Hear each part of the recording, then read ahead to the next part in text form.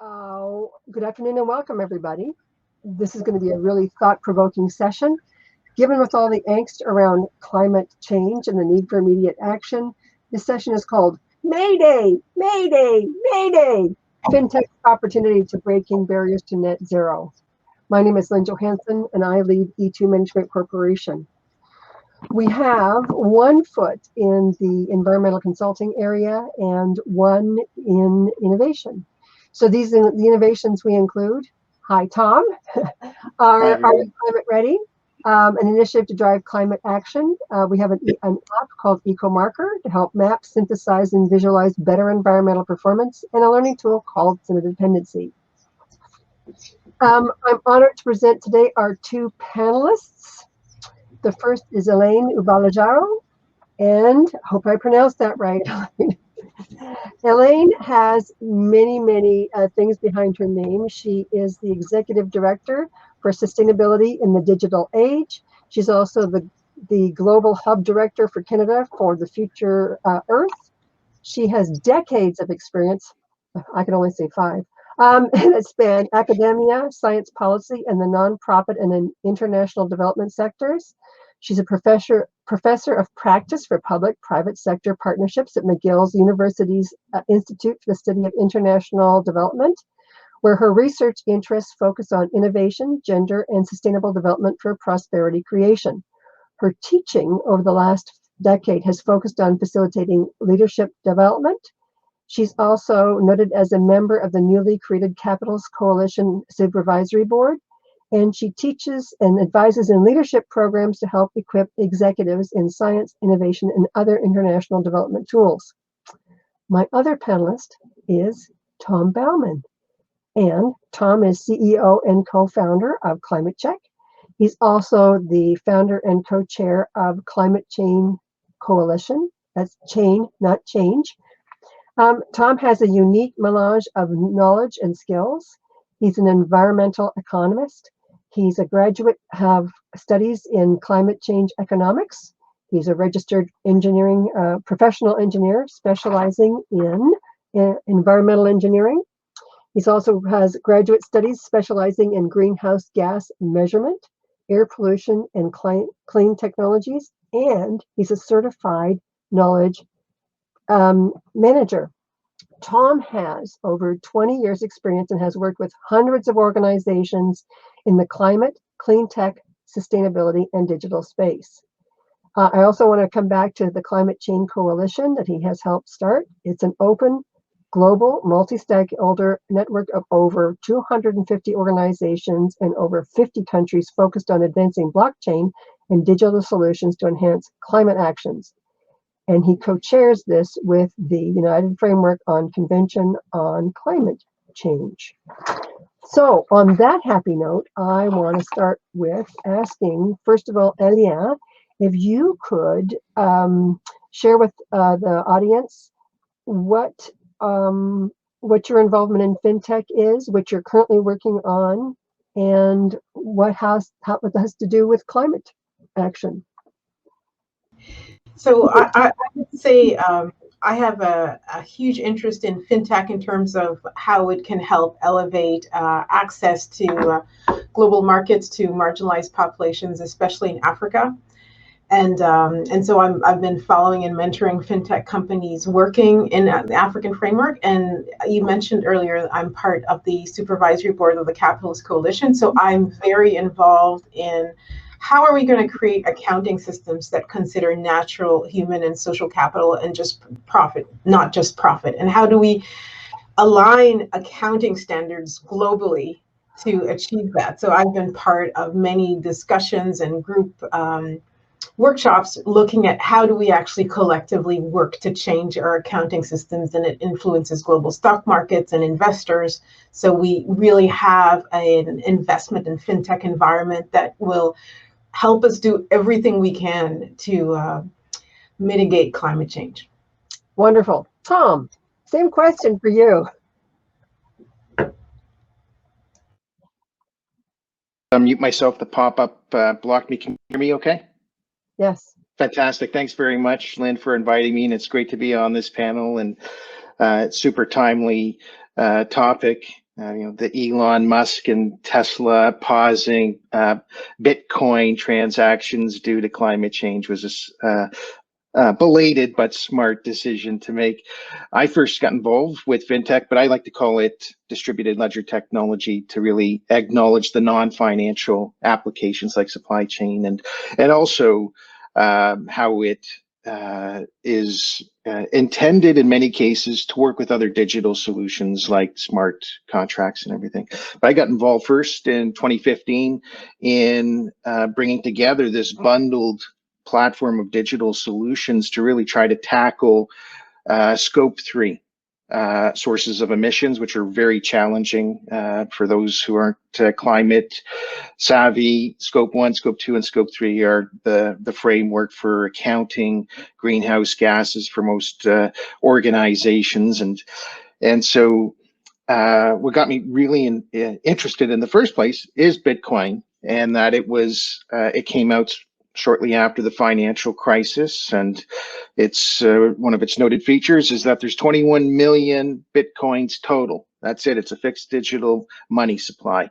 And with my economics background, I certainly recognize the potential to apply that type of technology to better managing some of our fixed environmental assets, such as the carbon CO2 in the atmosphere, and what we've established through the Paris Agreement and the 1.5 degree Celsius target is a fixed amount or a carbon mass of 281 billion tons that is all that can go up into the atmosphere to stay within that 1.5 degrees Celsius.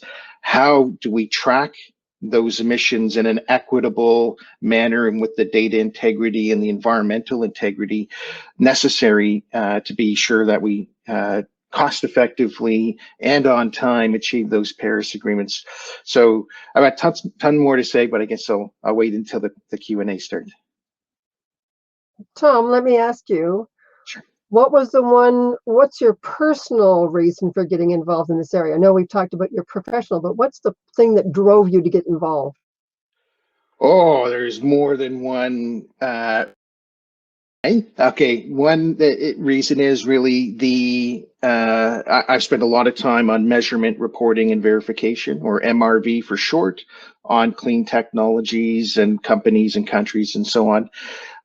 And being able to have a high level of assurance that the numbers and the data supporting those numbers about how many tons of carbon dioxide are being emitted or as a carbon credit benefit, and using digital solutions to really improve upon the auditors and the accountants and the engineers and other professionals who are doing MRV, really complex when you start to span it out across something like the nationally determined contributions. So these digital solutions' ability to increase the confidence in the data and then the reported information, to do it more cost effectively, to be able to scale it globally in a way that has that embedded consistent level of assurance is really what drew me to it. It wasn't the speculation and taking on Big Brother disintermediating banks,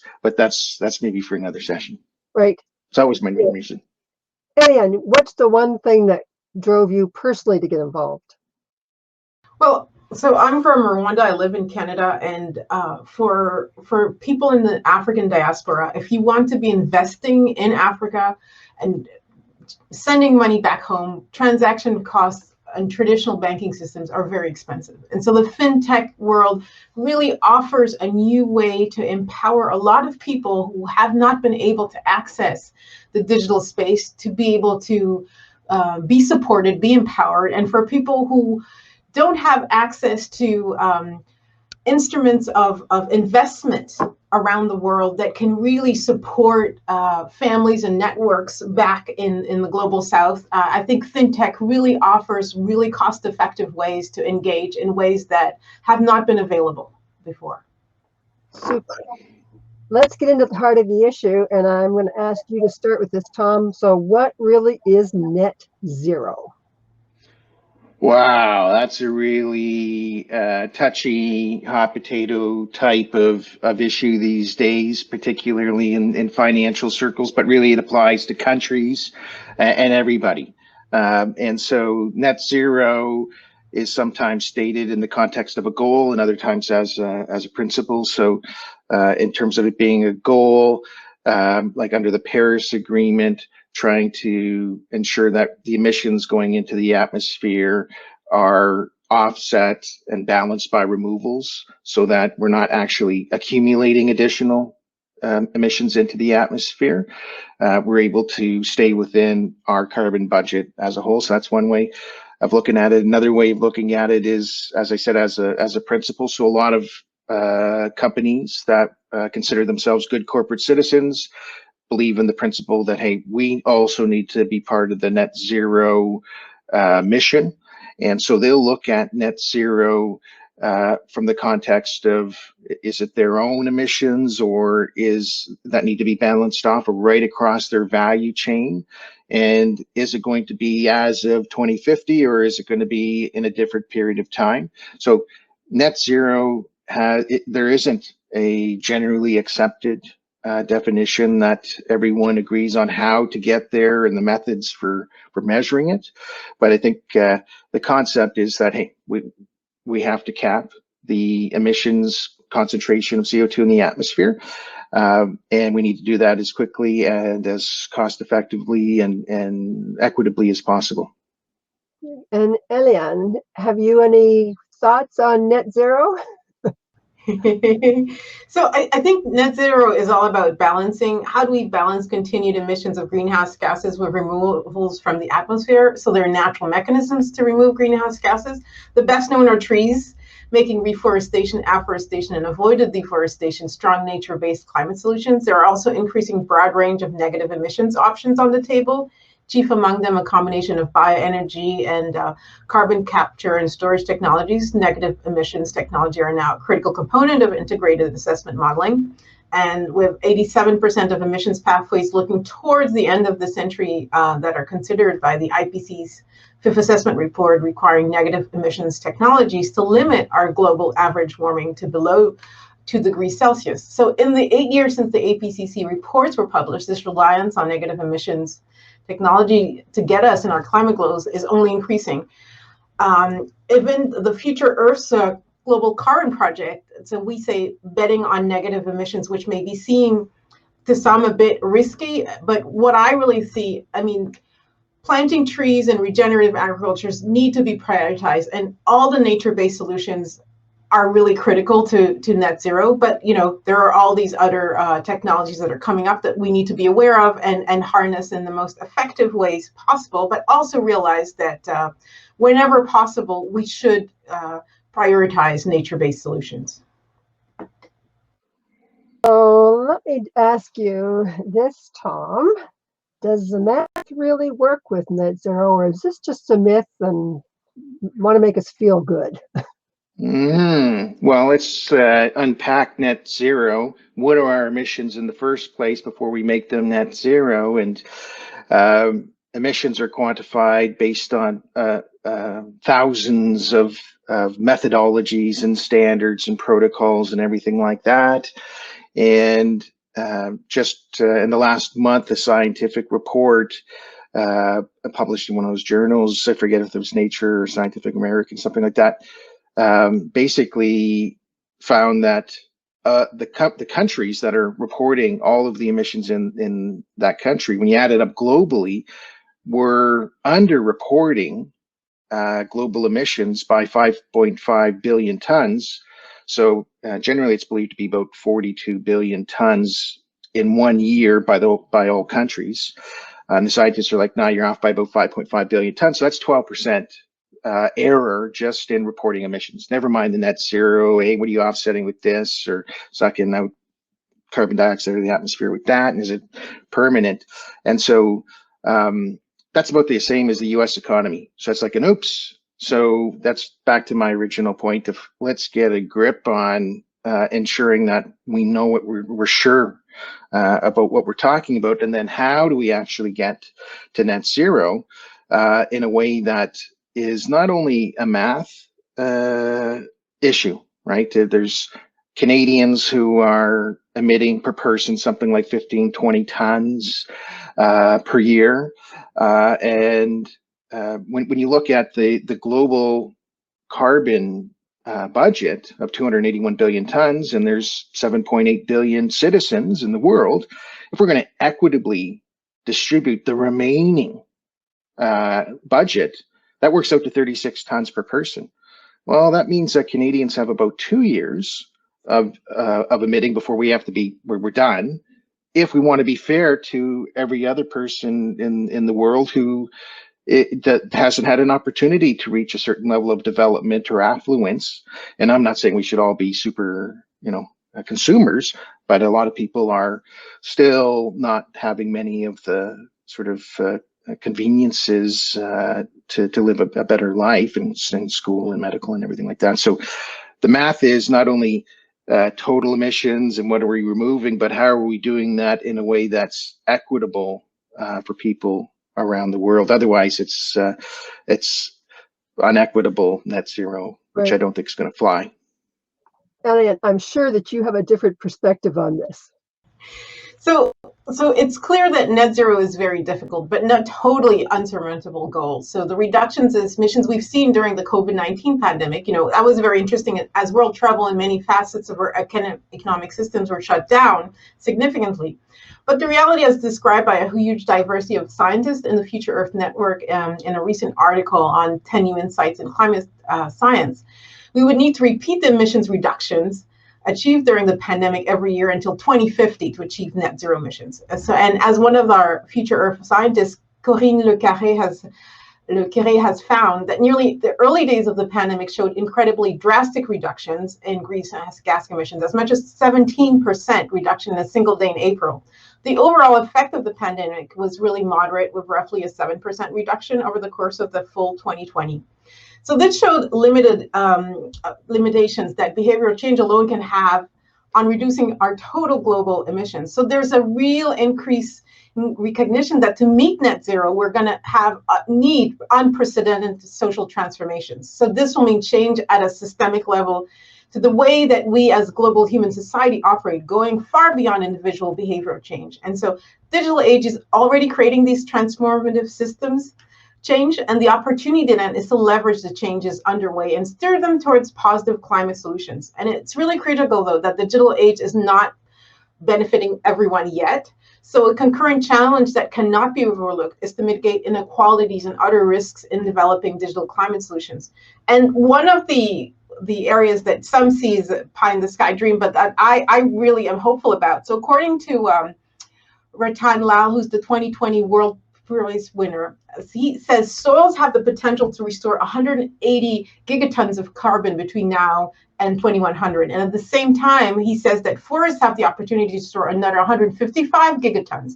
So together, soils and trees can restore potentially over 335 gigatons of carbon. And part of that also, he says, that if we can transact carbon and create frameworks that allow smallholder farmers to really enter the carbon market, we can also, have that carbon transaction benefit farmers that are switching to regenerative agriculture and really promote regenerative agriculture around the world, given that agriculture is responsible for 30% of the greenhouse gas emissions.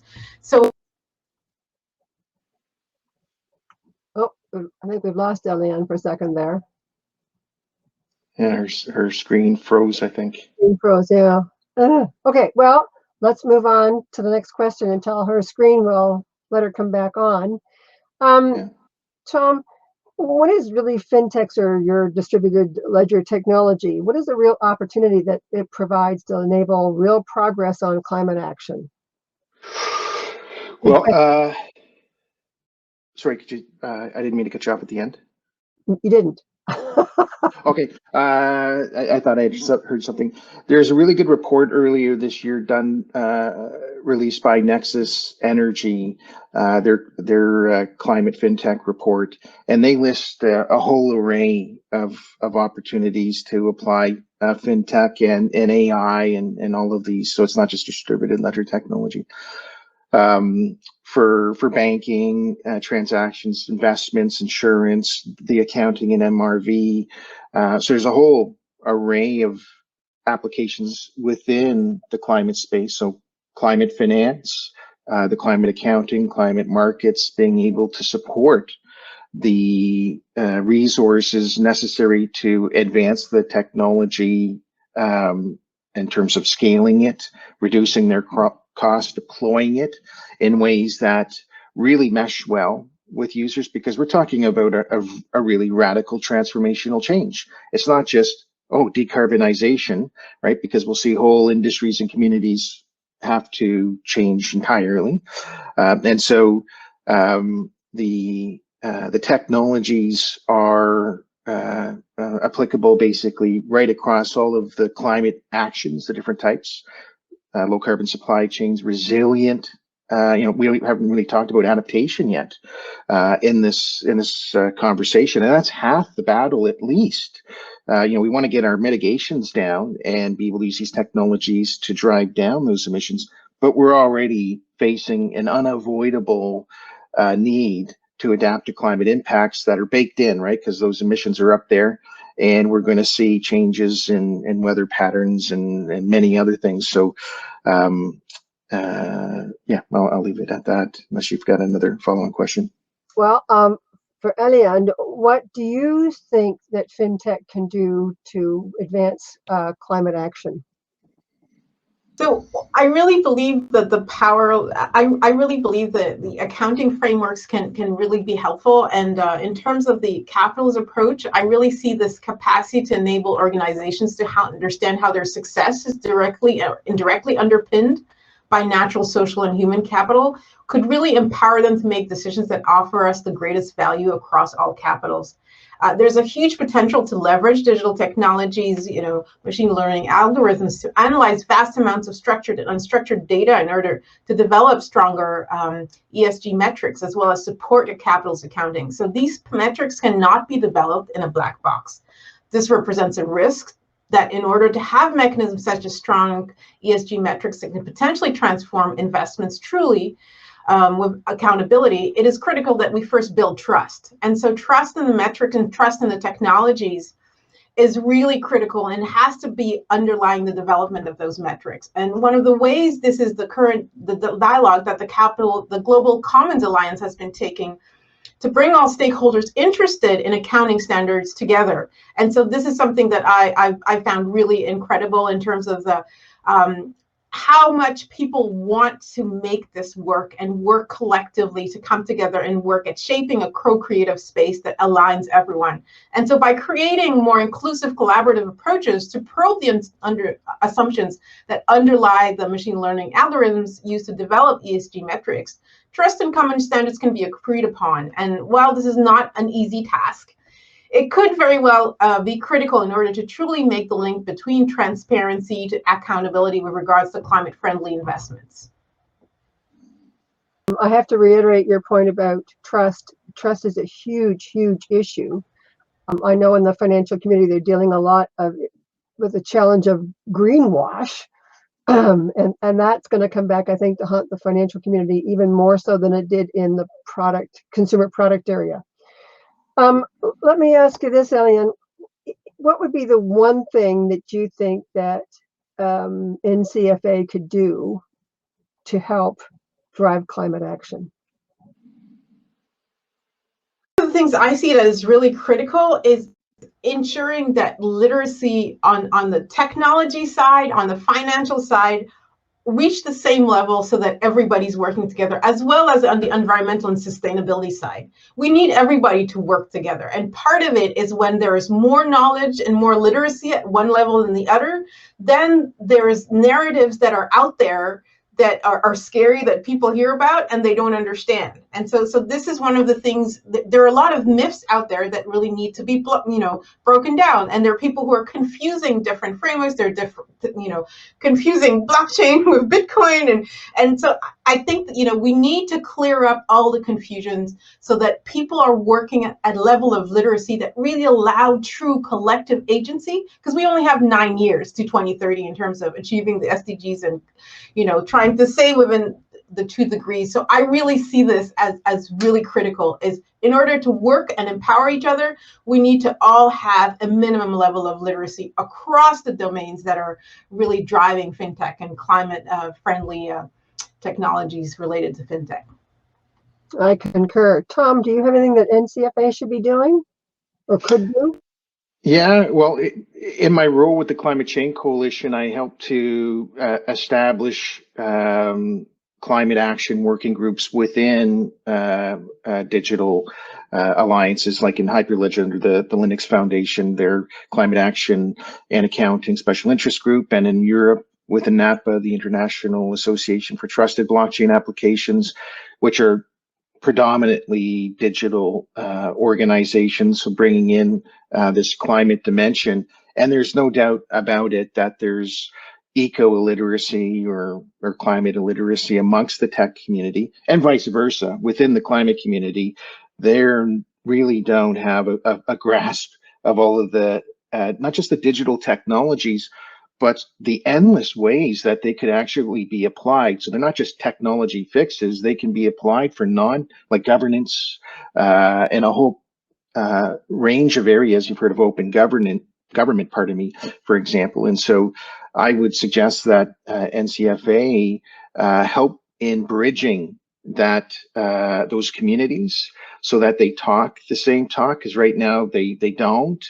And I know within the NCFA and other places like ITU, International Telecommunications Union, and others are developing standards. And they're good-hearted. It's like, hey, how can we use blockchain and do carbon tokens? And I'm like, whoa, there's a really big problem over in the climate space about whether our methodologies are good for starters. So don't plug them into smart contracts until we get everything sorted out. So how could they use their technologies to help sort that problem out, and then be able to use digital solutions with the fixed up climate governance to actually scale it with the integrity that we need for the trust to power the rest of the system. I have to concur with both of you on the issue for establishing a common understanding across all the disciplines. I'm working on a green finance standard right now, and the green guys still have to learn what the finance guys are trying to talk about, and they're not necessarily always on the same page. Mm. I want to leave a challenge with our audience. And the challenge is, what's the one thing that you think you could do to help with the climate action? And whether it's to support what NCFA could be doing, or there's things that you should be doing or could be doing on your own. So I kind of like to leave that as a challenge point for you. And certainly if you have things you want to share with NCFA, I'm sure that Craig will be more than willing to listen. From my perspective, having started in this game when I was obviously only 5, and I've been in it for about 30 some odd years now, things kind of look in some days a little bit bleak. But if I look at the concept or the words of Viktor Frankl, things could only get worse unless we do better. So let's do our very, very best. And on that note, I want to thank both Éliane and Tom for your time and your insight. Have a great day, everybody. Bye. Thank you. Bye, everyone.